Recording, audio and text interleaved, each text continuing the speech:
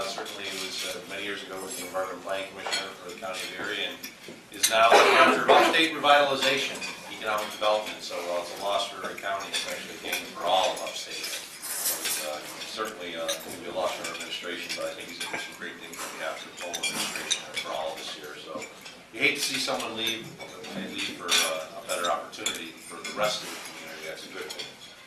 I do appreciate you having me here today to talk about issues associated with sustainability, and something that we've been talking about in county government for some time now. It's key because as we look at the economic recovery and this turnaround that's going on in our community, we need to do the right things to ensure that we're going about this economic recovery in the right way, and that we're benefiting the entire community. And what we've been talking about in county government for the last few years, at least since I've been county executive, are developing sustainable practices not only to protect the resources that we have, but also to use those resources in a different manner so that we can strengthen our economy. As county executive, I understand the importance of protecting our natural resources, and the biggest one, which I'll be talking a little bit, is right outside this window here. And what we saw in the last year tells us that we're not necessarily vulnerable to issues that can negatively impact us, even if it's not from our area. There are real benefits that come from protecting our natural spaces. We must recognize that these economic development opportunities that we have today do not occur in a vacuum. We have to work with various groups to, of course, create jobs. We have to do numerous things to ensure that we're doing it in a manner that promotes our economy, but protects our environment for not only today, but future generations. I've said this before, as county executive, I work in a role in which in some ways I'm doing a lot of things in a public trust. We hold certain assets in a public trust. We hold our parks in a public trust, not just for today, but future generations. And we have to ensure that we do the right things today to promote our region without damaging the things that we need to do to protect it for the future. And so that's what we do, is we try to work together as a community, the business community, the not-for-profits as well as government, to create a better environment. When I say environment, I'm talking about the business environment to create and spur our economy while at the same time protect our natural environment. Now, since I've been county executive, I understood that Erie County government cannot take a passive role in this. We cannot just sit back and let others lead. We need to be the ones that are at the forefront of protecting our environment, coming up with sustainable practices, not just for county government, but assisting our business community in doing that.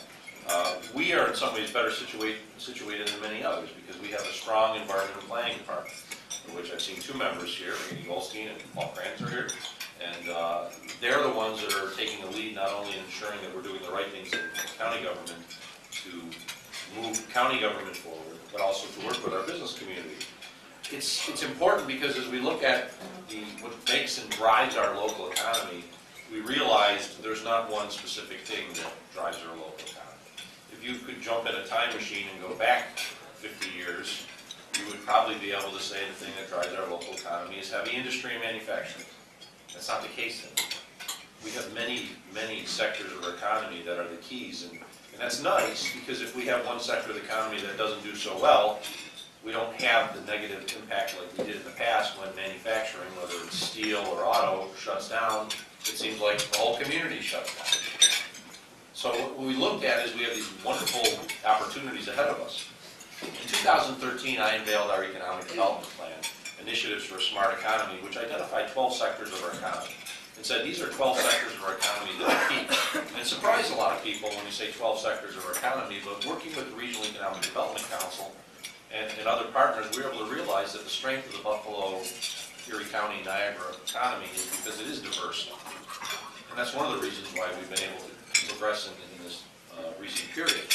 When we announced the economic development plan, we identified in those 12 sectors of the economy 64 specific initiatives that the county could play a lead role in developing and creating a better community for all of us, and along the way, hopefully not only strengthening our economy, but creating more jobs. And of those 64 initiatives, we broke them down based on specific sectors of the economy and how they work hand in hand. And we realized as a county we cannot do these things on our own, so we identified our partners in which we can hopefully move our community forward by working in partners. Once again, we don't work in a vacuum. These things don't occur in a vacuum. You need to work with your partners to make it happen. One of the initiatives that we announced, and we've since been able to actually create, I know Bob talked a little bit Roundtable, in which Erie County government, working with our partners in the private sector and some in the not-for-profit, are helping our partners find ways to create more sustainable actions for their organizations. You hear it all the time. It's like, well, these are things that are great, but it's just, I got to look at the bottom line. I got to do what's right for today. Well, if you're really a forward-looking business entity, you got to look at what's right for today, but also think, I want to exist 10, 15, 20, 50 years from now. If you're going to do that, you've got to also set in motion the things today to ensure that your business is stronger, not only in the short term, but it will be stronger in the long term. So the county played a key role in setting up the Sustainable Business Roundtable, bringing in partners from private sector, small organizations and large organizations, multinationals like Rich Products, bringing the support that they have to the table. Why? Because it makes sense. It makes sense. Because as we look at these issues and as we work on matters of sustainability, it's too many people, and having been formerly the controller, you sometimes will look solely at the dollars and cents. Okay, I'm looking at a spreadsheet, and I see numbers here, and I see that that's costing us something now which we didn't pay for last year, so why are we investing in that? Because the dollars and cents saying that's not making sense. But in the end, it is making sense. It's making common sense. It means about investing in the future not only of the organization, but of your entire region. So sometimes you got to spend a little money to protect and promote your community. You always hear the business adage, you got to spend a little money to make a little money, or hopefully a lot of money. Well, sometimes we look at that and you don't want to spend money in areas where sometimes the payback is down the road. But what we've seen working with the Sustainable Business Roundtable is the payback can be much quicker. And that's the nice thing about working with partners. It's not going on your own. It's working with partners to say, we are going to benefit as a region if we do this together. On our own, maybe we couldn't. Maybe the payback would not be worth it. But by working with many partners across the community, the payback is much quicker, and the community benefits from it, and along the way, hopefully the businesses become stronger. Now, when we announced the Sustainable Business Roundtable, we realized that there were limitations on what we can do without additional funding. We knew that there was funding out there, but we had to go and try to get it, and truthfully, it's not an easy thing to do. But this last October, we were able to announce, working with the EPA, we received a grant from the EPA through actually the New York State Regional Economic Development Council to assist us in actually even creating a stronger business roundtable. Some people will question, why is government involved in this? Well, government's involved in it because we know it makes sense for the community, whether it's national level with the EPA, whether it's state level with the DEC and NYSERDA, or whether it's on a county level here with our Office of Environmental Planning. We get involved because maybe in the long term, we'll see a true benefit. In the short term, the county might not, the federal government might not. But we know by strengthening sustainability on the local level with businesses and other organizations that might not invest on it themselves, we are going to create a better community for all. And that's generally what the goal is.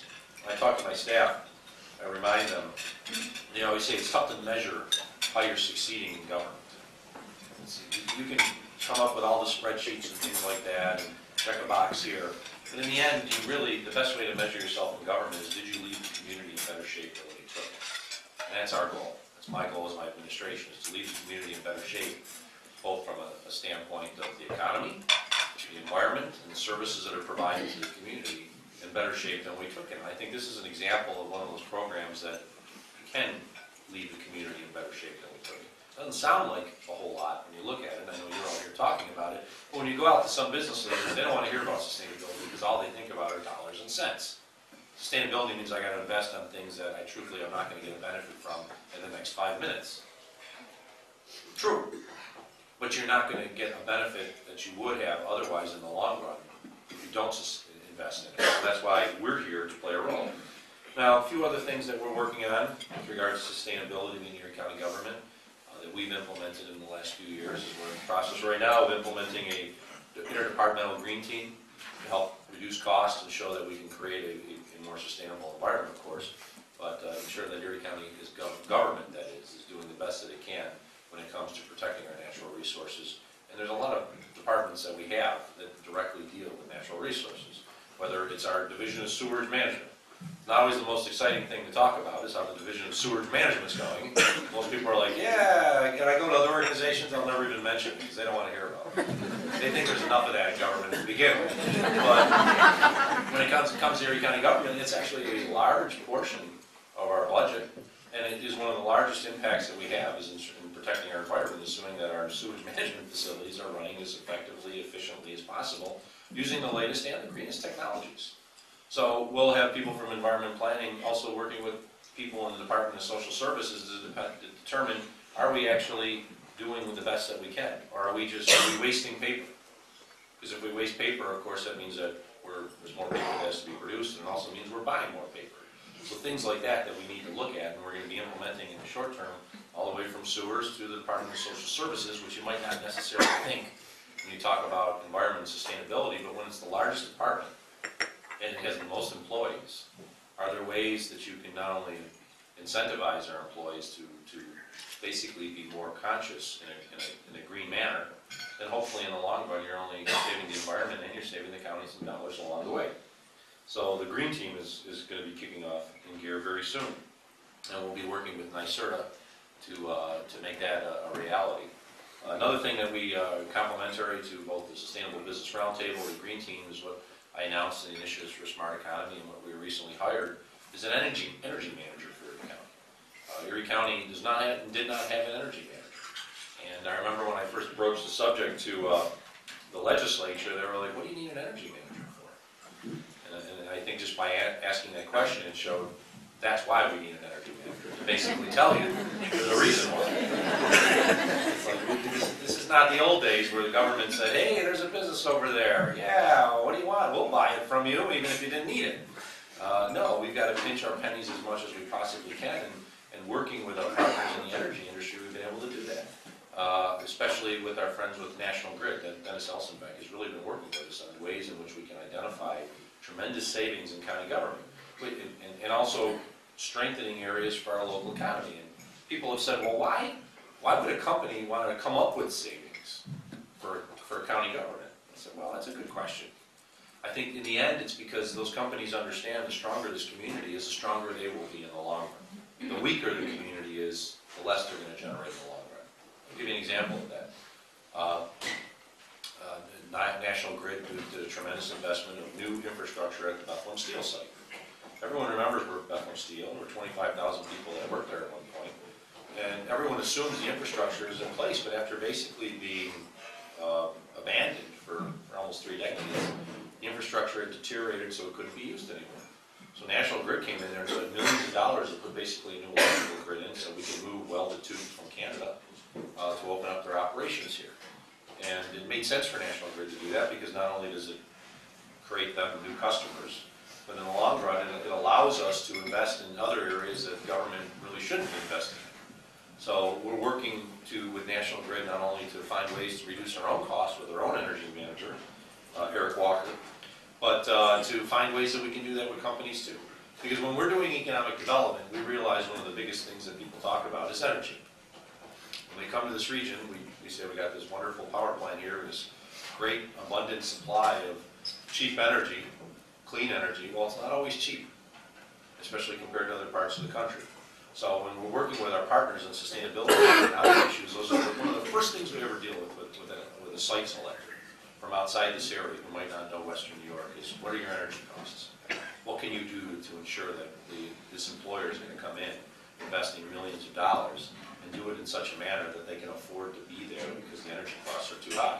So our energy manager, Eric Walker, is not only working internally with us on issues associated with Erie County's energy costs, but is going to and has been working with our partners in the energy industry to find ways that we can actually strengthen that aspect of it. So when site selectors and others come to our community for opening up new businesses, the question isn't going to be you're too expensive. It's going to be you're right where you need to be. And that's not always the case. I can tell you that. One of the biggest problems we have with closing large-scale projects when it comes to the moving this economy forward is the cost associated with the purchase of energy. Because while we may have that power plant there from Niagara Falls, it's not necessarily cheap, as I think most of you know. But it's one of the things that sometimes holds us back. So working to reduce those costs in the long run is good because not only will it create more customers, it will bring more jobs, it will bring more people, and it will strengthen the entire region. So that's one of the things our energy officer, Eric Walker, is working on now, is not only to reduce the cost of energy for Erie County, but working with our partners in the energy field to find ways in which we can give them more customers, so to speak, by bringing in more companies to our region. And it's having a positive impact. Another thing we talked about in my initiatives for Smart Economy as it pertains to sustainability is what we call the blue economy. I hope most of you know what the blue economy is. It's basically an economy based on that big body of water out there, which thankfully is frozen recently. Once it freezes, the snow basically stops. I'm very happy when the lake freezes. Let's put it that way. So it's important that we protect that big blue body, which is looking a little white right now, and keep it as it is, because as we know, it's one of the benefits that we have is this allegedly abundant, forever supply of fresh water. But as what was seen last year shows that you can really be determined, some things that determine how you go as a community can be out of your hands in some ways, because what happened in Toledo. I lived in Toledo, Ohio for a number of years. I actually went to law school in Toledo, Ohio, so I know the community well. It's a smaller version of Buffalo in Erie County. I think there's about 500,000 people in Lucas County, Ohio, where Toledo is. And Toledo is actually, population-wise, is probably about the same as Buffalo, but the metro region is smaller. But they have the same type of treatment facilities in Toledo that we do here. And we know the issue with the blue-green toxic algae. It's been talked about for a number of years, and it was always like, oh, don't put your pets in the water, don't swim in that stuff, but it's okay, we can filter it, we can filter it, we can filter it, and then all of a sudden they couldn't. And the city of Toledo and Lucas County was without safe drinking water for approximately a week. And that's a scary thought when you think about modern technology and what is supposedly the safest mechanisms for cleaning them, and then they realized very shortly that they couldn't. And in a body of water like Lake Erie, which while large is not very deep, and this toxic algae bloom keeps on growing and growing every summer, that seems to be getting further and further up Lake Erie, we have to be very cognizant here of the impact that's going to have on our economy. Because I can't sit here today and say to each and every one of you that the drinking water supply, if the toxic algae bloom of the type that hit Toledo in the Maumee River Basin occurred here, that we would 100% be able to say that drinking water will be safe. I would have said that last year, but I can't say that now. I know that probably the people from the Erie County Water Authority would not like to hear that, but they are using the same technologies as what was used in the Toledo Basin, the Maumee River Basin. And yet they had to shut down their water supply because of the high levels of bacteria and truthfully toxins in the water. Why does that matter to us? Well, it's the same lake. The agricultural runoff and the sewage discharges that is creating the blue-green toxic algae is not even necessarily in Toledo. The Maumee River goes all the way into Indiana. And the agricultural industry there has been putting so many different types of agricultural products, herbicides in the lake, and insecticides, that they eventually leach into the soil. As you all know, they come down the river, and then they affect people hundreds of miles away. So we have to play a role locally to ensure that we protect our blue economy, this wonderful blue body of water in the Great Lakes, even though we're hundreds of miles away from the impact. Toledo, Ohio is basically 300 miles away. The agricultural industry that's creating most of the runoff is within 150 miles of that. So we have to worry about what's going on 400 to 450 miles away, because every year that toxic algae bloom seems to be growing. And I can tell you this, if I'm a site selector coming in and talking about I want to build a business in your community, if you are a site selector, are you going to look at Toledo, Ohio right now? No, you're not. Because how are you going to say to your client that, yeah, let's go to Toledo. Oh, by the way, their water supply was shut down for a week last year. That's why it's important that we continue to talk about these issues. Erie County has been, the Department of Environmental Planning has been. We understand that if we just sit back and take a passive role, it's going to have a negative impact for the entire region. That's why I've actually been in touch with Senators Schumer and Gillibrand on this. They understand it. They understand that we live in a global economy, we live in a global environment, and we have to ensure that we protect the assets that we have. Because I saw a picture of, just on Twitter a day or so ago, it was a superimposition of the Great Lakes on Europe. if you ever did, I never saw it before, but literally, it took a quarter of Europe was covered by the Great Lakes. And that's the asset that we have. Atlanta doesn't have fresh water like we do. Phoenix doesn't have fresh water like we do. Even Charlotte doesn't have fresh water like we do. And when we talk to members of the site selectors or businesses that are thinking about coming back to this area, that's one of the #1 things they talk about is that fresh water supply for their industry and so forth. But if you've got fresh water supply that you can't use because it's contaminated with toxins, it doesn't matter how big it is. That's what we need to do, and that's what we're doing in county government, is to ensure that we stay at the forefront of those issues. Because if we don't, and God forbid, the toxic algae bloom continues to grow and grow and surpasses, it basically was up in Cleveland last year. And Lake Erie is not a very deep lake, it's fairly shallow, so if these conditions continued, it wouldn't take much to basically do it here. And that's why we have to continue to work on these, and everyone has to, everyone's got to play a role. So if you've got partners and others that you know in the Midwest, you need to talk to them and say, why is this going on, what's happening? And of course there's a big debate as to what the impact is, because you have an agricultural fight versus an environmental fight. But those are the things that we're continuing to do to ensure that we're doing what's right for our community, even if it means we're focusing on issues that are 450 miles away, because it doesn't take long for that 450 miles away to be on our own doorstep. There's a lot of other things that we're doing. I don't want to go into everything in great detail. We actually have a number of sewerage infrastructure projects. As I said, it's probably the only time I really get to talk about sewerage infrastructure projects, so I might well. It does deal with the blue economy. We are doing a major project called the Rush Creek Interceptor, which is basically going to eliminate the Blaisdell wastewater treatment plant, 3 pumping stations, and 3 overflows. The county took over during consolidations in the early 2000s. It's going to cost a lot of money, but we actually realize in the long run it's going to create a more economical delivery system, save us money, and truthfully it's a better system.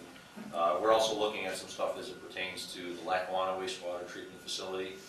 It's old, it's antiquated, it either has to be replaced or we have to come up with a new system, and that's something that we certainly are looking at right now. It's the kind of stuff that people don't think about when they think about government. They think about roads, they think about parks, they think about libraries, but they don't think about these issues, even though they're very important and things that we need to deal with on a daily basis sometimes. So it's the kind of stuff that in my administration we realize we can't just ignore. And that's the tough part of government, because government is always, people look at the dollars and cents. And you look at it today and say, you know, we can worry about those environmental issues, we'll just worry about them years down the line. But you can't. Because eventually they catch up with you, and if you try to push it off years down the line, the cost has probably exploded for the project anyway at that point. That's the tough part about government, because government comes out to balancing priorities. Whenever you talk to elected officials, they always want to talk about the here and now. They don't ever want to talk about what we're going to do to create a better community 20 years from now. But those are the things that we have to do to create a better community for all of us. And I think that's one of the things that makes truthfully our community better than some of the other ones that are going on and having issues right now with the economy across our country. Right now, I'll wrap this up. Right now, the unemployment rate in Erie County is less than the state and national averages. There were more jobs created, private sector jobs, not government jobs.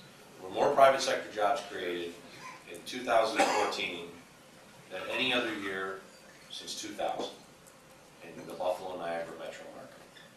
Actually, if it wasn't for government, the numbers would even be better. Government has actually gotten smaller in the last year. There were 1,100 less people employed in government in 2014 than there was in beforehand.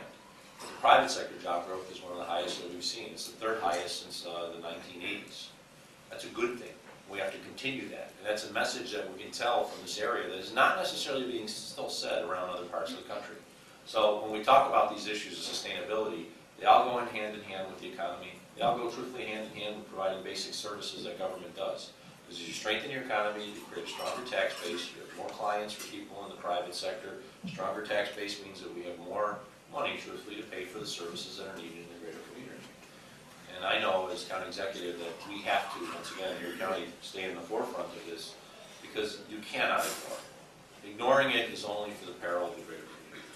That's why we've implemented a number of these programs in the past couple of years, and we'll continue to implement them as we go forward, because government is there to think about these things sometimes that people don't want to think about that have to be addressed 20 years down the line. Well, those 20 years down the line usually aren't 20 years down the line, sometimes they're 2 or 3 years down the line. So you need to start addressing them now. That's what we've done in my administration, and I'm very pleased that we've now have partners that work with us, like with the Sustainable Business Roundtable, to make it a better community. And it is a better community. In the end, I think we all, I hope, would follow that same kind of thought pattern that I have with regards to, are we succeeding in government? Are we succeeding by, have we left the community in better shape than when we took it? And I think that's a good mantra also for the business community. Have I left my business, have I left our community that I deal with in better shape than when I took it? That's the goal I have. I hope each and every one of you do as well. And along the way, I look forward to working with you. So thank you very much.